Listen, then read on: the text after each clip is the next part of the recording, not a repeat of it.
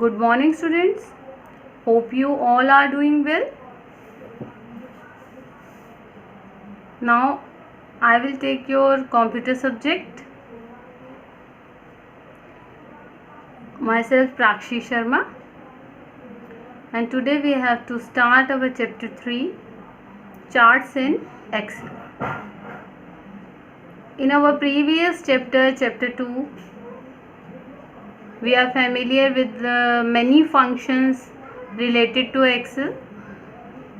As you all know, Excel is a software, application software, which is designed for calculations. अगर हमें computer में calculations करनी है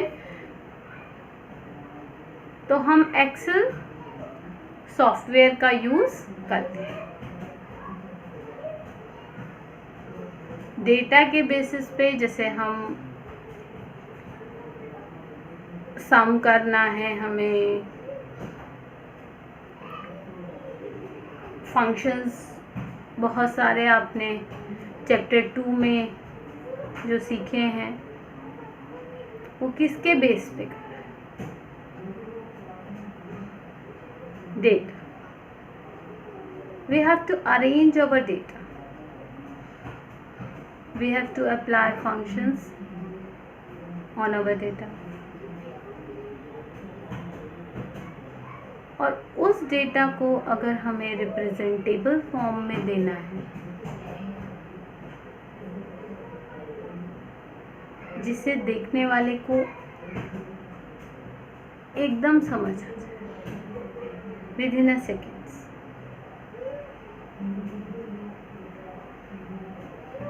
उसके लिए हम चार्ट्स का यूज़ करते हैं.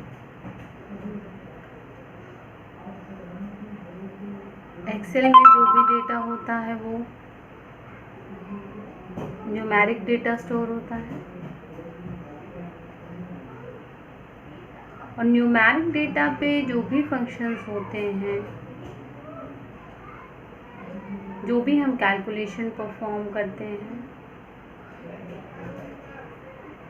उनको हम रिप्रेजेंटेबल फॉर्म में चार्ट्स की हेल्प से शो कर सकते हैं.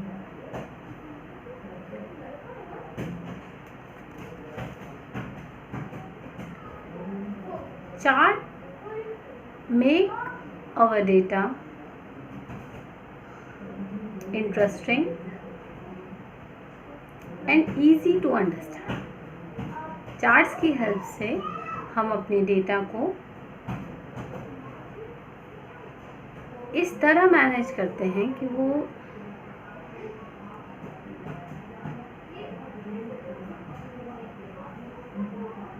रिप्रेजेंटेबल हो जाए और जिसको हम डेटा शो कर रहे हैं वो डेटा को देखते ही समझ जाए कि हाँ, ये डेटा इस तरह से रिप्रेजेंट. तो सबसे पहले हमारा जो वर्क है वो क्या है कि चार्ट्स का क्या यूज़ है हमारे एक्सेल में. What is the use of chart in Excel? अभी मैंने आपको बताया कि charts make the information more interesting, and the second one is make the information simple. आप सब जानते हो कि कोई भी डेटा देखते हैं, अगर मैं आपको कहूँ कि आप अपने मार्क्स का एक डेटा बनाओ एक्सेल पे, आपने एक्सेल पे 4 students, now here is the data of 4 students. Okay, marks of English subject, marks of Hindi subject, marks of maths subject and the total marks. Okay, अब ये डेटा जब हम किसी को शो करना है, अगर हमें डेटा, तो इस डेटा को देख के एकदम एनालाइज नहीं किया जा सकता कि इंग्लिश में किसके सबसे ज़्यादा है. हिंदी में किसके सबसे ज़्यादा, या फिर तो हमें पहले रीड आउट करना पड़ेगा। अभी ये 4 स्टूडेंट्स हैं बस, लेकिन ऐसा भी हो सकता है 100 स्टूडेंट्स हों, 40 स्टूडेंट्स हों। तो इस डेटा को रिप्रेजेंटेबल बनाने, इंटरेस्टिंग बनाने के लिए हम चार्ट्स का यूज़ करते हैं। अब इस डेटा को हम चार्ट्स में जब रिप्रेजेंट करते हैं, सेम डेटा को अगर हम चार्ट फॉर्म में रिप्रेजेंट करेंगे तो आप देखो किस तरह से डिस्प्ले होगा। जब हम इस डेटा को चार्ट की फॉर्म में देखेंगे तो वो इस तरह से शो होगा। देख रहे हो आप लोग, चार्ट की फॉर्म में ये डेटा इस तरह से आपको शो होगा। अब आप ये देख रहे हो इंग्लिश के मार्क्स, हिंदी के मार्क्स, मैथ्स और टोटल, इन सब में हमें समझ आ रहा है कि किसके मार्क्स हाईएस्ट चल रहे हैं, जो ग्रीन कलर का सिंबल है। और ग्रीन कलर के सिंबल के लिए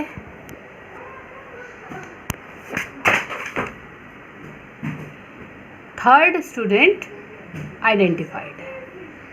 तो आपने देखा कि हम एक रिप्रेजेंट अगर हमने इसे चार्ट से कर दिया तो एक ही गो में, एक ही बार हम उसे देखेंगे और हमें ये पता चल जाएगा कि हाँ, थर्ड वाला स्टूडेंट जो है वो आप पे।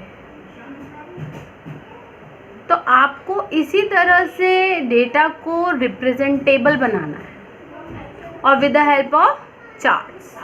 अब किस तरह से हम चार्ट्स इंसर्ट करते हैं, अपने डेटा को किस तरह से चार्ट की फॉर्म में दिखा सकते हैं। अगर हमें किसी डेटा को चार्ट की फॉर्म में रिप्रेजेंट करना है तो सबसे पहले हमें उस डेटा को सेलेक्ट करना। We have to select the data. Select करने के बाद हमने यहाँ पे डेटा सेलेक्ट कर लिया, आप लोगों ने देखा ये डेटा हमने सेलेक्ट कर लिया। अब डेटा सेलेक्ट करने के बाद हमें इंसर्ट मेन्यू पे जाना है। किस मेन्यू पे जाना है? Insert menu. You have to click on the insert menu. Insert menu में फर्स्ट ग्रुप है tables, second illustration and the third one is charts.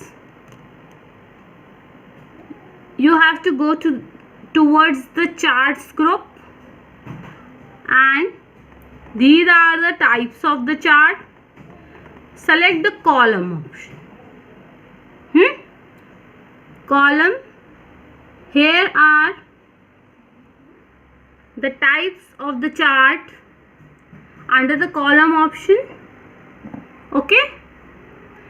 Select the 2D column, and when you select this, your chart is ready according to the selected data. All are able to create a chart. Now you all are able to create a chart according to your data. First you have to select the data, then click on the insert option, insert menu, then chart layout. When you click on the insert,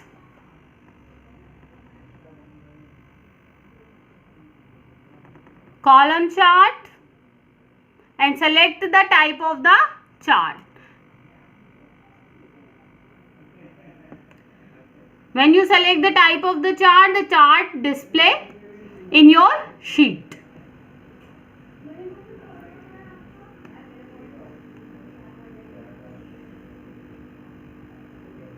This is all how you create a chart with respect to your data.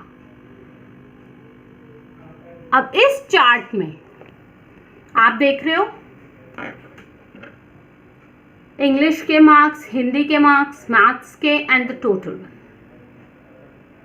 And the students, name of the students and the color assigned to each student is also displayed inside your chart area. X axis पे आपके क्या आ रहे हैं, subjects आ रहे हैं, Y axis पे marks display हो रहे हैं, और यहाँ पे आपकी सीरीज पता चल रही है कि किस स्टूडेंट के लिए कौन सा कलर असाइन किया है इस चार्ट में. Like N1 first student is blue, N2 the second student is red, N3 the third student is green, and N4 the fourth student is purple in color. Now you differentiate all the students कि English में किसके सबसे ज़्यादा आ रहे हैं, हिंदी में किसके सबसे ज़्यादा आ रहे हैं, मैथ्स में किस तरह से है अरेंजमेंट ऑफ डेटा और टोटल. ठीक है. अब आप कोई भी चार्ट इंसर्ट कर सकते हो अपने एक्सेल शीट. ठीक है. Try to add chart in your Excel sheet and also revise your chapter 2, all the functions related to Microsoft Excel. And if you have any query, then ask. Okay, I think it is clear to all of you. Okay students, bye, take care.